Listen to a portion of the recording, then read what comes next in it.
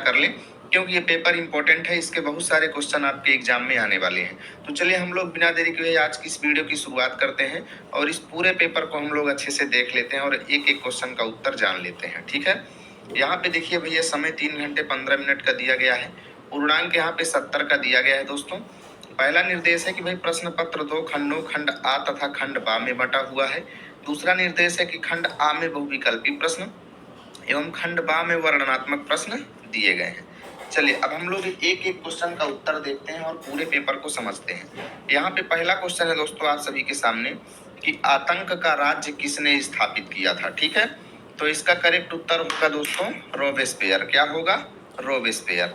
अगला क्वेश्चन है कि भाई रूसी बॉल्शेविक पार्टी का नेता कौन था? तो भैया लेनिन था, याद रखिएगा। अगला क्वेश्चन है दोस्तों कि 1929 में किसने रूस में सामूहिकीकरण कार्यक्रम शुरू किया? तो स्टालिन ने।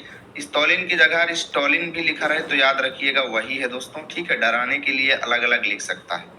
अगला है कि धुरी शक्तियां किन देशों को कहा गया? ठीक है, तो जर्मनी, जापान एवं इटली को दोस्तों धुरी शक्तियां कहा गया। तो ऑप्शन बी यहाँ पे करेक्ट होगा। अगला है कि किस संधि द्वारा जर्मनी पर कठोर एवं अपमानजनक शर्तें थोपी गई? तो वर्साई की संधि द्वारा, याद रखिएगा। अगला है कि प्रथम विश्व युद्ध कब से कब तक चला? तो 1914 से 1918 तक चला। तो ऑप्शन बी हमारा करेक्ट होगा दोस्तों। अगला है कि यूपी, एमपी और एमएच यानी महाराष्ट्र के चरवाहों के समुदाय को क्या कहा जाता है? तो उत्तर प्रदेश, मध्य प्रदेश और महाराष्ट्र का जो चरवाहा समुदाय है दोस्तों, इसको बंजारा कहते हैं। तो ऑप्शन बी यहाँ पे करेक्ट हो जाएगा। हम लोग चलते हैं पेपर के अगले पेज पर और पूरे पेपर को देखते हैं दोस्तों। यहाँ पे 8वां क्वेश्चन है कि भाई उत्तराखंड, उत्तर प्रदेश, बिहार तथा पश्चिम बंगाल और सिक्किम की सीमाएं जो है ये किस देश को स्पर्श करती हैं? तो देखो उत्तराखंड यानी उत्तर, ठीक है, उत्तर, फिर उत्तर प्रदेश का उत्तर, उत्तर उत्तर, बिहार का बा ले लो, ठीक है, सिक्किम का सा ले लो यानी उत्तर उत्तर बस, पश्चिम बंगाल से पंचर हो गई। ठीक है, तो ये सब याद करने की ट्रिक है दोस्तों। उत्तर उत्तर बस पंचर हो गई यानी इतने जो है ये सीमा लगाते हैं किसके साथ? तो ये सीमा लगाते हैं भैया नेपाल के साथ, याद रखिएगा। तो नेपाल के साथ भारत के कौन कौन से राज्य सीमा लगाते हैं? तो उत्तर उत्तर बस पंचर हो गई। उत्तर से उत्तराखंड, उत्तर से उत्तर प्रदेश, बा से बिहार, सा से सिक्किम और पंचर से पश्चिम बंगाल। ठीक है दोस्तों।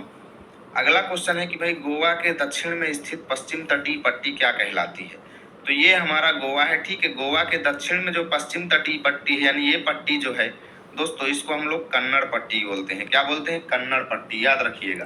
ठीक है, अब यहीं पे अगर इधर देखिए केरल है हमारा, कर्नाटक भी है। ठीक है, तो केरल और कर्नाटक के पश्चिम में पूछे तो आप लोग लिखेंगे मालाबार तट। क्या लिखेंगे? मालाबार तट, याद रखिएगा दोस्तों, याद रखिएगा। ठीक है, अगला क्वेश्चन है हमारे सामने कि भाई भारत के पूर्वी भाग में म्यांमार की सीमा का निर्धारण करने वाले पर्वतों को क्या कहा जाता है? तो पूर्वांचल कहते हैं। क्या कहते हैं भैया?